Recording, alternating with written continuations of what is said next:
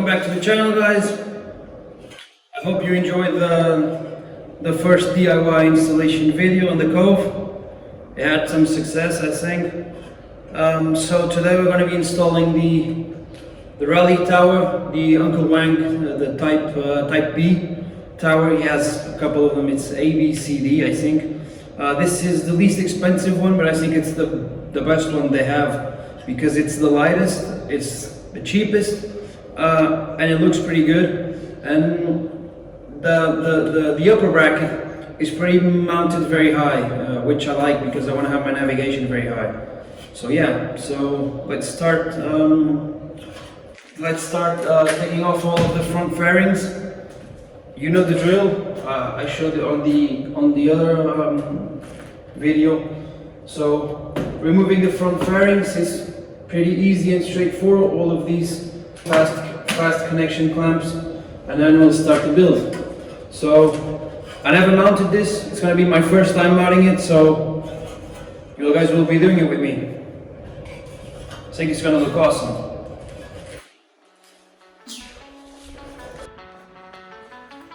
So let's start to remove I just cleaned the bike, that's why it's plenty of water. This is super straightforward, you guys know how to do it. Just removing these quick clamps, quick release. This goes up, front fairing goes out. Front fairings are all disconnected. Now be careful disconnecting the two blinker wires that go to underneath of the original tower. So front fairings off. We'll go straight to the main tower. The OEM tower is a T40 Torx, 4 bolts, nice and easy to remove, 2 on each side.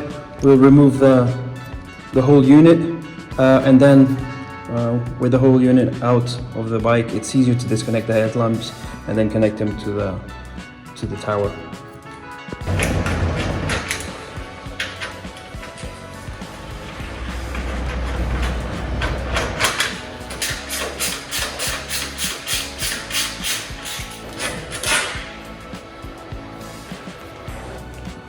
So with the tower off, you'll have to remove the upper bracket of all of the unit, the light unit, that bolt over there, and the other one on the other side. Remove them all and the lights will come out. So the whole unit is out. Be careful. Actually, I think it's going to be easier to remove this first and then remove this bracket. As I told you, it's my first time doing it. So yeah, so first remove the lights. Be careful pulling out the connections. This is why these bikes are called rally bikes, because it's super easy to work on them and it's super straightforward. It literally took, what, 2 minutes to remove this. Try and do it on a super bike or on a real adventure bike. So actually I told you guys to first remove the tower from the bike bracket. Wrong. Don't do it. Leave it. Actually I'm going to bolt two mounting points again, the upper ones, so that I can remove the screen. So I'll be removing the cables, the screen cables.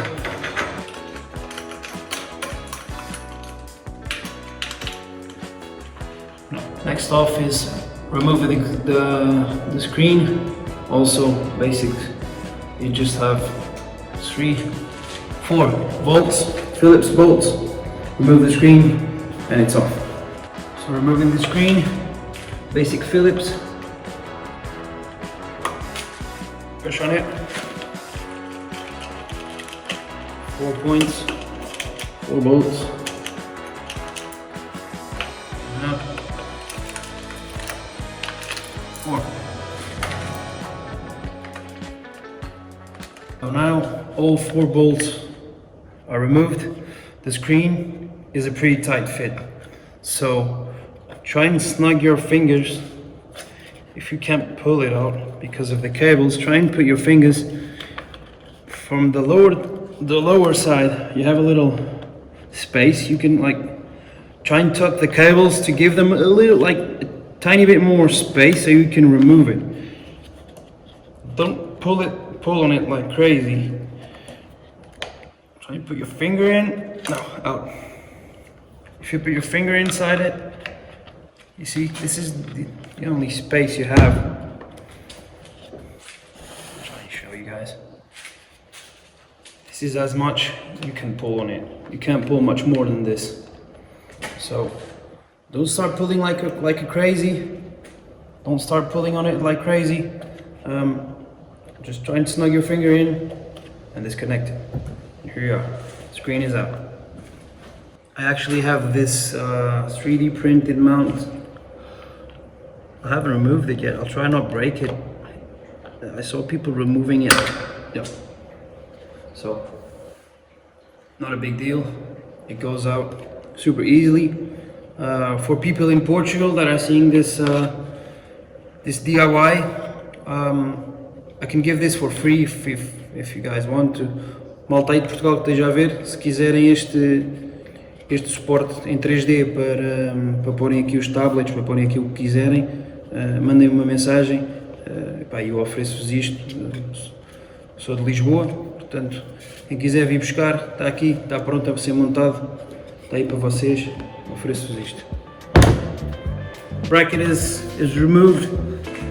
Next step is to remove all of this lateral part of the tower, the original one. It's 1, 2, 3, I think 4, 5, 6, 7 bolts.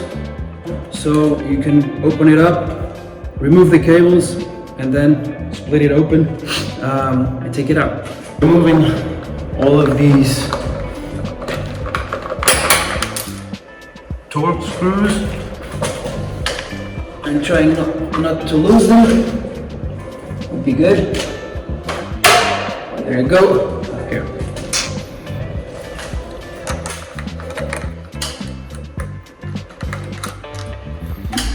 One out.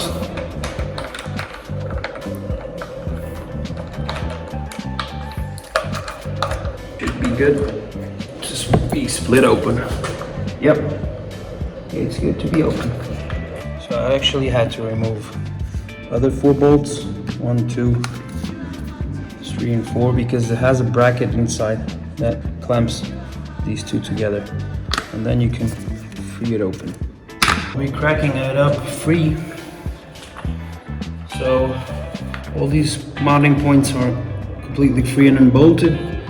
I'll try and crack it free.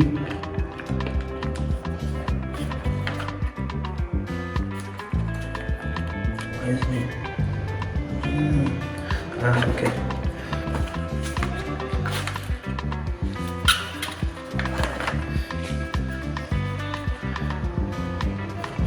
You see guys, this is why I'm doing it for the first time. I ain't no mechanic, I'm just a newbie, garage mechanic, trying to show you guys that it's possible to do. So opening this up, you have to remove this little guy over here, which is like the last bolt remaining, and it goes free and open. It clears up pretty easily. This B port has 4 little tabs you have to push in. They go out. Remove them. I have to remove this one here. So there you are. This is basically the main KOVE harness. It's lightweight, it's not very heavy, and there's not much going on here, which is pretty good. Just connect the 2 lights here and you're good to go. This is the USB port, the dash, and that's basically all. It's kind of protected here, so let's clean this up before installing the Wang one. So this is the stock original tower. It's super light, it's just ABS plastic. This is much heavier. Not super heavy, but it could weigh a little bit like more, I would say a kilo more. So don't be fooled, this is very light. So if you want to go lightweight, go to the stock one. This is aluminium, much more sturdy. Yeah, you have much more mounting points, which is pretty normal. It's not crazy heavy, but it is. Just for you guys to know. I'm not going to weigh them because I really don't care, but it could be like a kilo more. So you can see a massive difference between one and another one and the other one. Look at this. I think it's going to look amazing. If you have like bolts, or you have to keep bolts, like this tower has 5 bolts or 6 bolts. Just put them back again where they are, where they belong to. Screw them, leave them here. So if you need them, you'll just have them mounted where they actually go. So you don't need to search where. Oh, you won't remember. In 1 year, if you have to put this back again, you won't remember where the screws are, and you won't remember where they go. So just put them back again, put all of the screws back, all of the mounting points, and just keep this in a box with all of the stock parts of the KOVE. So let's continue to build. Then you have your main light relay mounted. You can start hooking the tower up.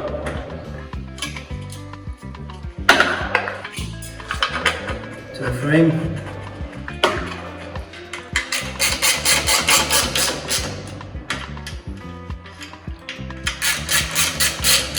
I'll be sure that after I have everything mounted to torque them up to spec.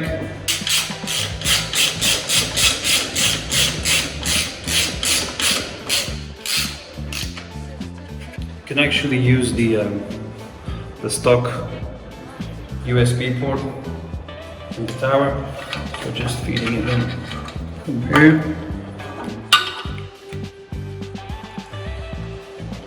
It's in. You connect the wires.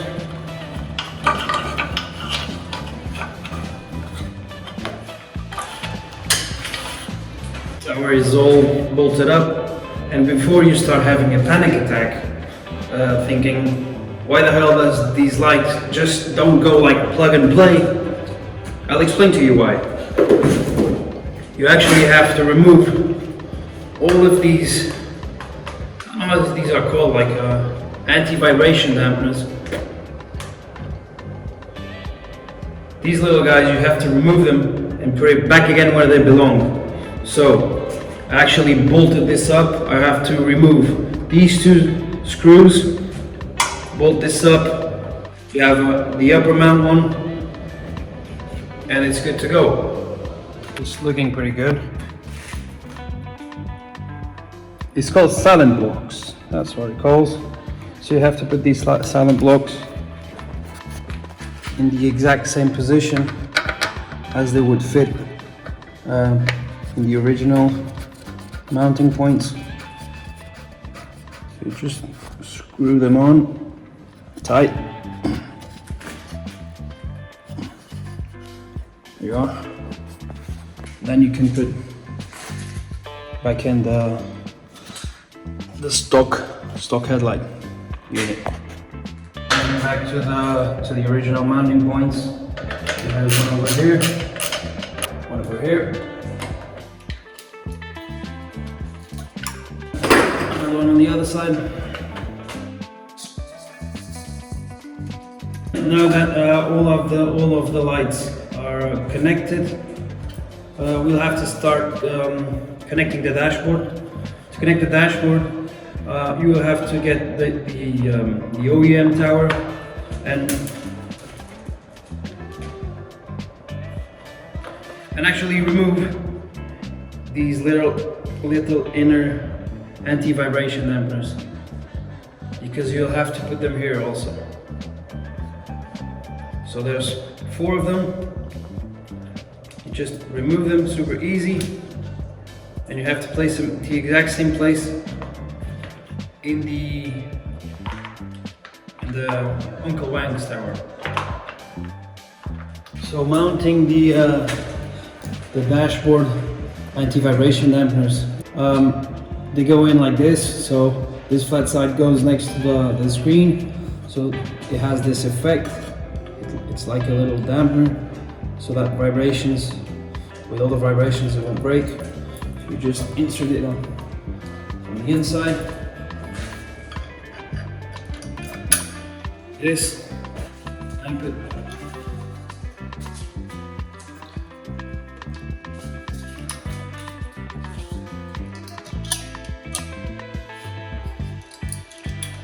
one is in.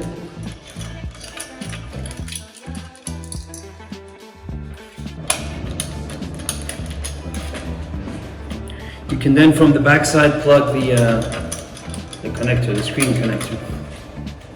All of the 4 bolts are in.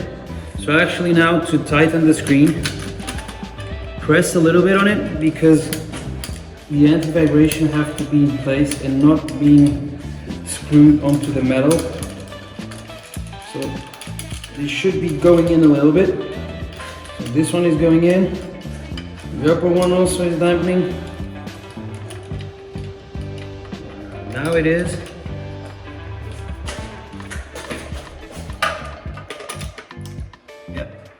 So they're doing their job.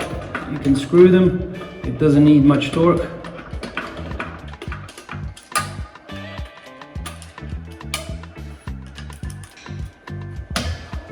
Done. The tower is looking good. It's not looking good, it's looking amazing.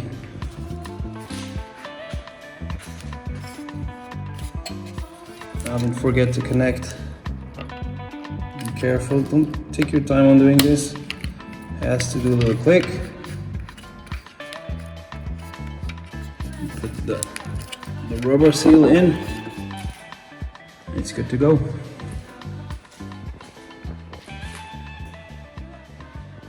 Exactly 1 hour and 20 minutes into the installation.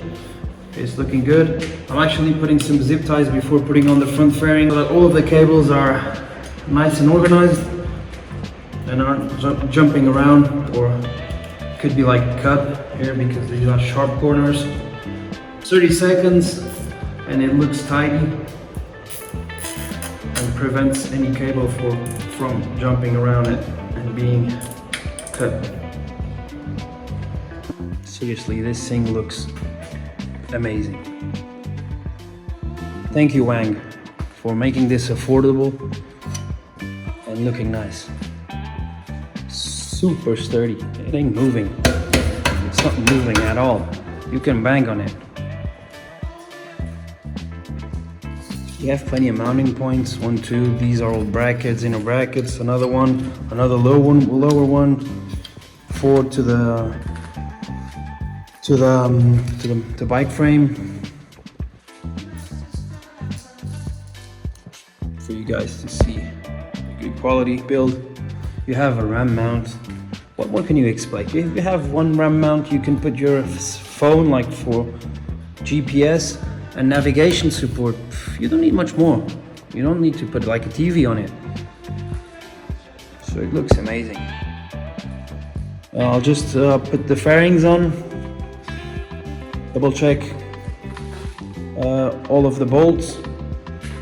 Just double check if everything is torqued up to spec, and I think it's good to go. I showed this on my previous when I converted the bike from Euro 5 to factory. This is the blinker connection. It's a bit exposed, so I'll put some tape on it so that there's no water going in. And this is the actual connecting pattern. It's green to green, orange to orange, and blue to blue. Just if someone needs it. So it's basic connections, but I'll prevent water going in, so I'll just put some tape on it. I'll have to do a little mod on this. I'll have to cut this bracket from here, straight from here to here, to mount the GPS, because this is bent in. so I have no place to mount the GPS flat. I'll walk you to the rescue.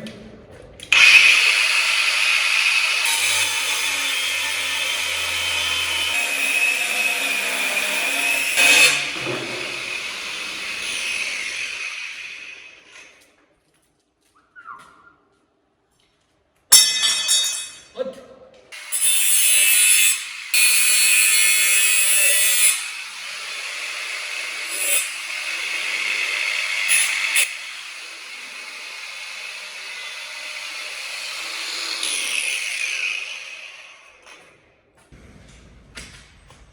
Looks stuck.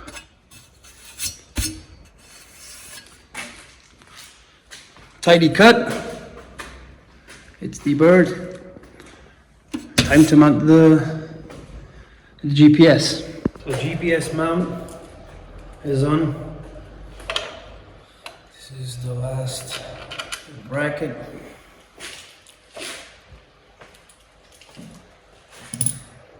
And it's looking pretty cool.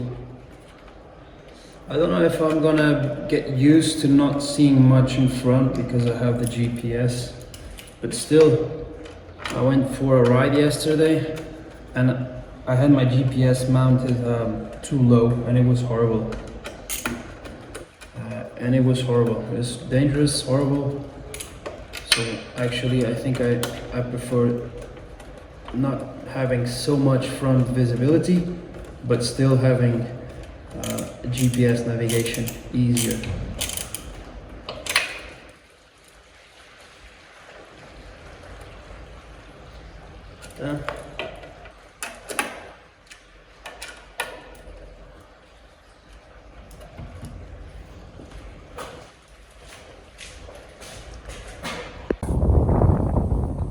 So here you have the final result. I think it's looking awesome. Man, I don't know, for 140 euros I think it was how much I spent for a tower. It's an absolute bargain. This thing is a bargain actually. This is why this bike is good, because it's not stupidly overpriced. A tower like this for the premium brands, you'd expect 1,000 plus euros. It's ridiculous. So look at this. It won't move, it won't go anywhere.